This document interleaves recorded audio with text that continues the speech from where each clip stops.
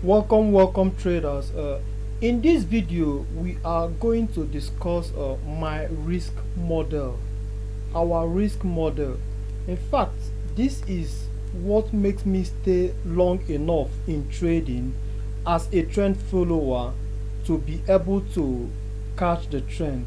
Most newbies will come in the market, they will feel that it is always good to have a good entry, that having the best way to enter the market is what makes somebody a good trader. But if you come to professionals, they will tell you that that is only secondary, that your risk model, your risk appetite, how you manage your account by risking some percentage at a particular point in time, that is exactly what makes you a good trader, not actually having a good entry. A good entry is also good, but that is not the most important thing. What is risk appetite? What is exactly the risk structure of a trader? A risk structure of a trader is exactly how much or how you are willing to manage your account, to expose your account to some certain risk, because the market is covered by risk here and there. It is actually how you structure your trading strategy based on your risk appetite and manage the risk exactly when it is very important. That is exactly what risk structure is all about, and it is very important as a trader. Now, as we are trading, we will be encountering a lot of things as traders. You will be placing trade and will be countering a lot there are a lot of things that you need to do to make sure that your trading is moving fine. Now we have to discuss it as we go. Let us discuss number one, the position sizing, which all of us know. The position sizing is exactly the amount you are willing to put in a position, the size of the position that you are willing to place a trade. That is exactly what position sizing, in that you want to place euro USD, the amount of the volume based on the pip size that you are willing to use in placing that particular trade. It is very important that whenever you want to place a trade, you must have known the size that you are willing to use in placing that particular trade. That another thing is portfolio exposure. Many of us may not know exactly what portfolio exposure means.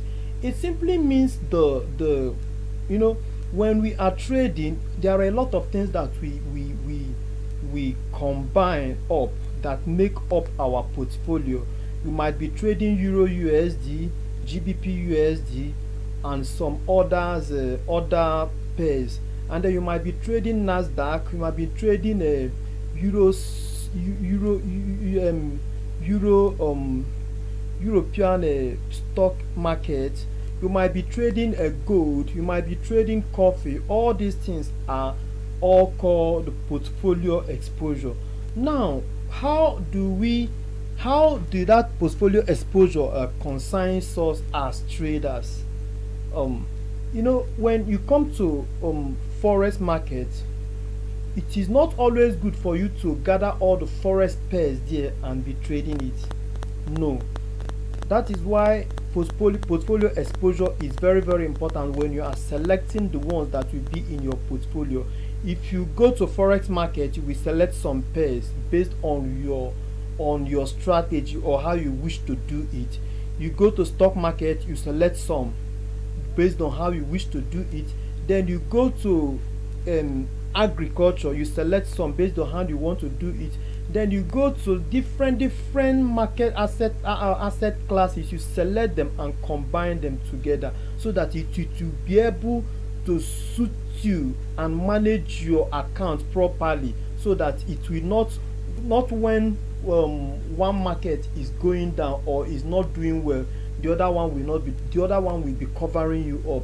That is why you diversify your portfolio so that you be able to make your trading very smooth.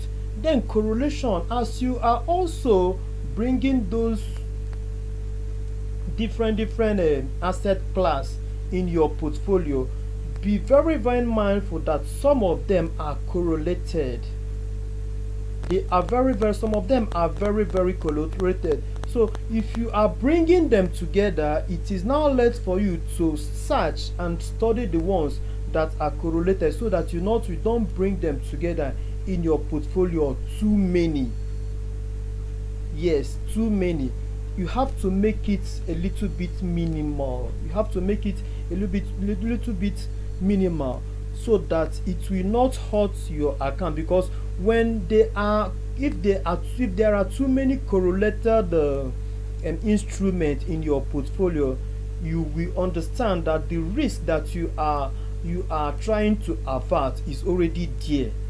Because when you are trading too many correlated markets, it's almost that you are placing trade in one instrument.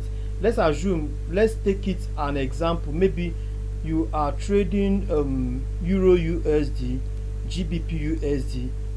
If you are a good trader, or if you are a fan of Euro USD and GBP USD, you will know that Euro USD and GBP USD is somewhat correlated. They move in the same direction. They almost behave in the same way.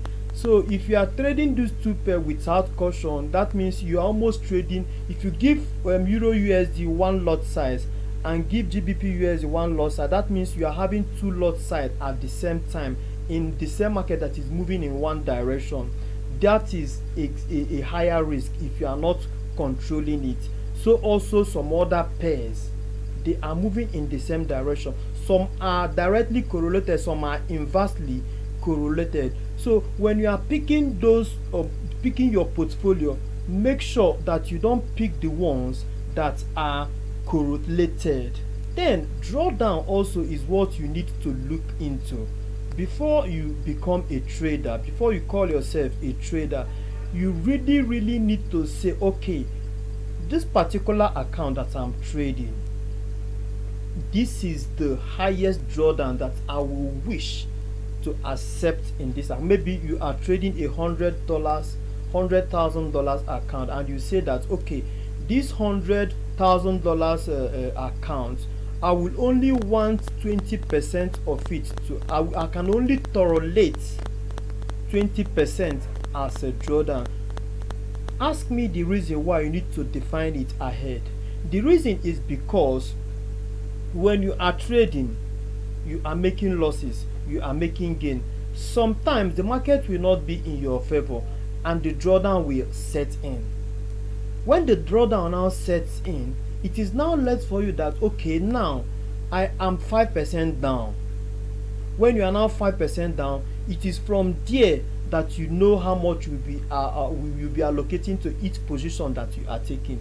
It is whether you have to reduce it. Normally, you're supposed to reduce it if you are managing your account properly. When your account drop from 1% to 2%, from 2% to 5%, of course you know that you have came down. You are no longer having the same amount as before. So your risk supposed to come down. Your risk supposed to drop down immediately, so that it will suit and it will make your account continue to last for you, pending when the market will present a favorable condition for you to continue from where you stop. It also happens when you are in uptrend, when you are moving forward.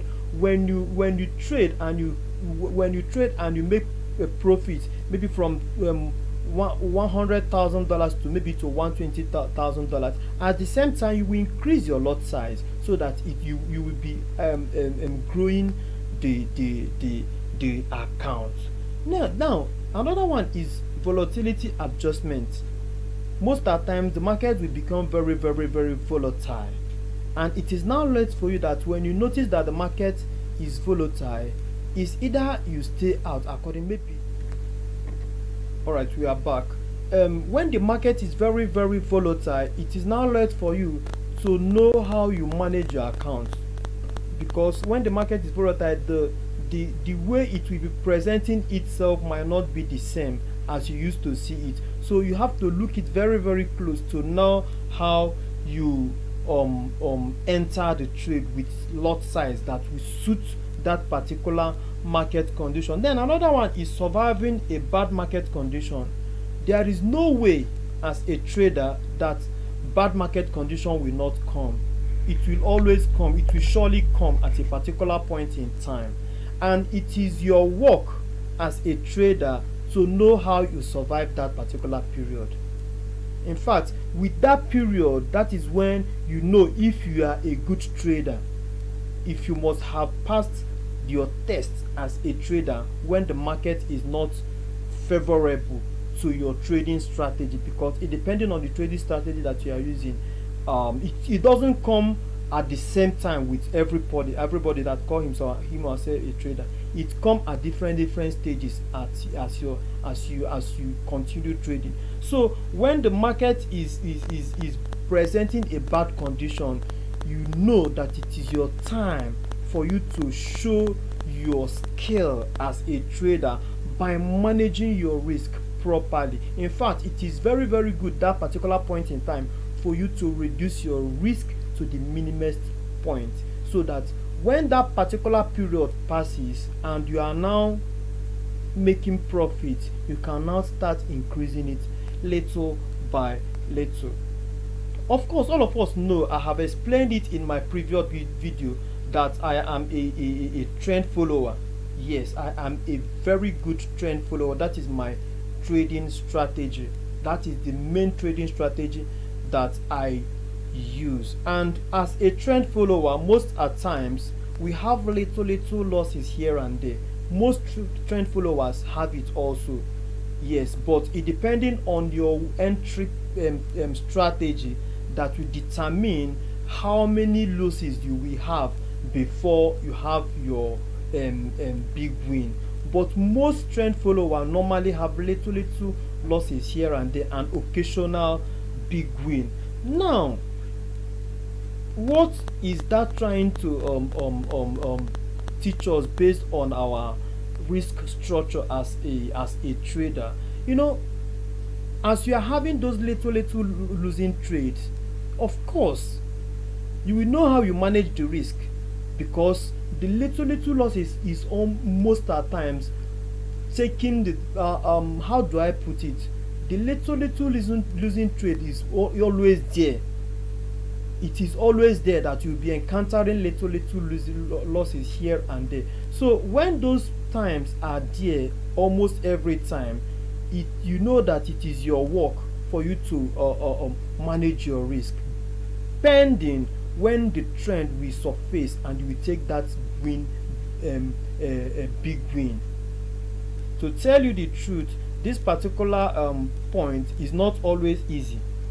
It's not always easy, but you have to do it because that is your edge. That is where when your edge will work out. Staying consistent on that period is what makes your strategy work out on a long on a long run. So when you are having those little losses, you don't have to panic, because you must have back tested your trading strategy and know exactly what works and what doesn't work. So those little losses shouldn't freak you out. The only thing that you need to do is for you to manage the risk properly. In fact, when you are, if you have like 5 losing streak, you know that you are going to reduce the size of the size of your positions or position. When it come down to also 10 losing streak, but because at times you can even have 10 losing streaks, it's very possible as a trend follower you reduce it more. So it is very important for you to define all those things ahead before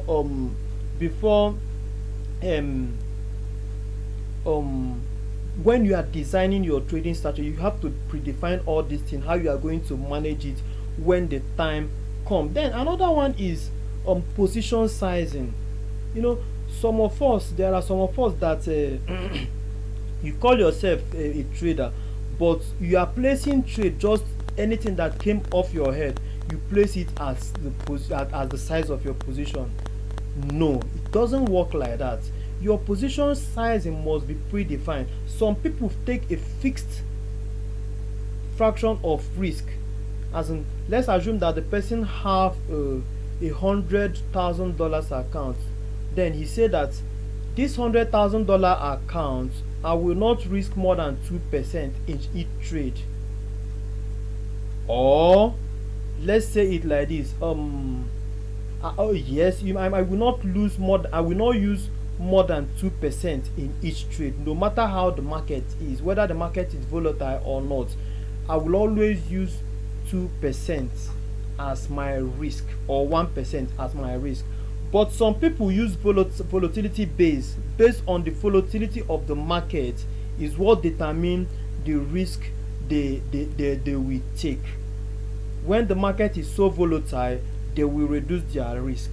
When the market is not volatile, they will increase their risk. There are some people that trade like that, including I myself. Then risk per trade. You know what we usually trade. We trade different instruments. We trade different instruments at a particular point in time, and each instrument or any pair carry each his own risk. Also, some of them are expensive, meaning that when one lot size of one instrument or one pair might not be the same thing to the next one. So all of them differ depending on the particular instrument. So it is now left for you to make your calculations and search and research to know exactly what a lot size of any particular instrument that you are going to place will give you. Is from there that you will calculate the risk per trade that you are about to take. Yes, very important, because if you say that all of them are almost the same thing, then you are using one standard lot size on gold, and then you still go to Euro USD, you are using one last standard lot size. Maybe one standard lot size in Euro USD, a little fluctuation will be a very big move. You will see the profit or the loss accumulate very huge, and you'll be wondering what is happening. It is because the pair or the instrument is very expensive. So you have to do your research very well, knowing that this particular one that I'm about to trade now, it is very expensive. The dollar cost, as in the pip cost is very high, and then you know how to minimize your lot size so that it will suit your risk appetite. So then another one is correlation and diversification. It is good to diversify your portfolio, very important. But when you are diversifying it, just as I said earlier, be mindful of some pairs or some instruments that are correlated. Yes, so that you will not be placing trade with some instrument that are moving in the same direction. Yes, you might be saying that I use one lot size Euro USD and one lot size on GBP USD, that they are two different instruments, but when the loss come, both of them will be stopped out almost at the same time, and you see that you are losing. So it's better that when you are searching for the instrument that will make up your portfolio, make sure that you do not bring in many of them that are highly correlated. I know that it is very difficult, and it is hardly difficult that you will not see the ones that are correlated, but be very minimal about it and very cautious about it, so that you will not bring and jam pack pairs or instruments that are highly correlated in your portfolio. It will hurt you. It will increase your risk very high. It will highly increase your risk. So when you are doing all those things, be very careful when you are picking the instrument.